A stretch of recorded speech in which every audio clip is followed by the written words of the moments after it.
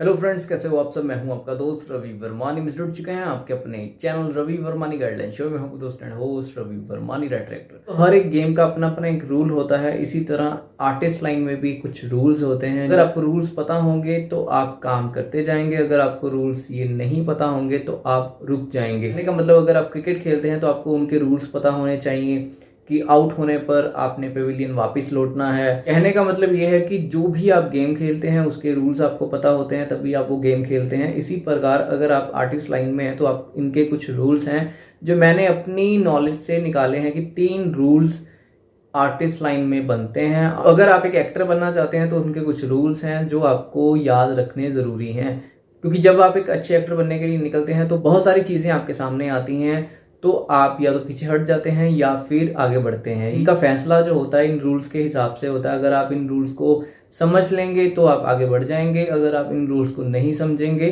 तो आप पीछे हट जाएंगे। जो आर्टिस्ट लाइन में सबसे पहला रूल है जो आपको पता होना चाहिए, people will say so many negative things, यानी बहुत सारे लोग आपको नेगेटिव चीजें बताएंगे। कहने का मतलब, कोई एक अच्छा एक्टर नहीं बन पाया तो वो आपको कहेगा कि लाइन बहुत मुश्किल है, एक्टर बनना बहुत मुश्किल है।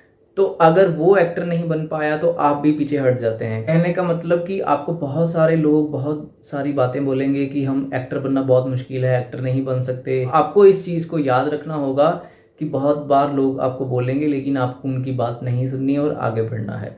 अब दूसरा रूल बड़े ध्यान से सुनिएगा, 100 ऑडिशंस दोगे तब जाके 10 ऑडिशंस में शॉर्टलिस्टेड होगे। जी हाँ, बिल्कुल। अगर आप ये समझते हैं कि 10 ऑडिशंस दें और 10 के 10 ऑडिशंस में ही आप शॉर्टलिस्टेड हो जाएं, काम कर लें, ऐसा नहीं होता। 100 ऑडिशंस देने के बाद 10 ऑडिशन जाकर आपके अच्छे होते हैं और आप शॉर्टलिस्टेड होते हैं। ये रूल नंबर 2 है आर्टिस्ट लाइन में। अगर आप आर्टिस्ट लाइन में हैं तो इस रूल को फॉलो कर लीजिए, तो आप इस रूल को याद रख लीजिए। निराश मत होइए कि अगर आपके 10 ऑडिशंस, 20 ऑडिशंस, 30 ऑडिशंस अच्छे नहीं जा रहे तो इट मीन्स आप एक्टर नहीं बन सकते, ऐसा नहीं होता।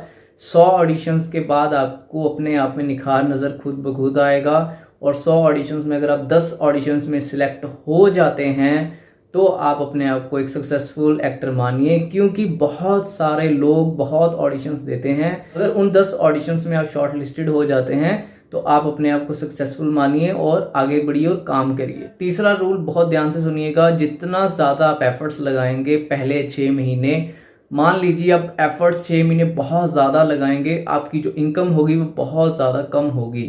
ये बात याद रखिएगा, क्योंकि ये रूल नंबर 3 है। अगर आप आर्टिस्ट लाइन में रहना चाहते हैं, आर्टिस्ट लाइन में काम करना चाहते हैं, तो आपकी इनकम पहले 6 महीने बहुत कम होगी, एफर्ट्स बहुत ज़्यादा होंगे।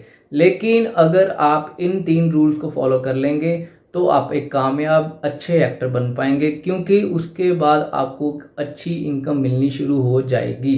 क्योंकि एक एक्टर के लिए ये 3 रूल फॉलो करना बहुत ज़रूरी है, इन 3 रूल्स को याद रखना बहुत ज़रूरी है। आपको नेगेटिव पीपल्स बहुत मिलेंगे, 100 ऑडिशंस में से 10 ऑडिशंस में सिलेक्शन होगा, का एफर्ट्स इनकम से ज़्यादा होगा। तो ये 3 रूल्स आप फॉलो करिए, याद रखिए और आगे बढ़िए। और आपको ये वीडियो अच्छी लगी तो लाइक करना, चैनल को सब्सक्राइब करना।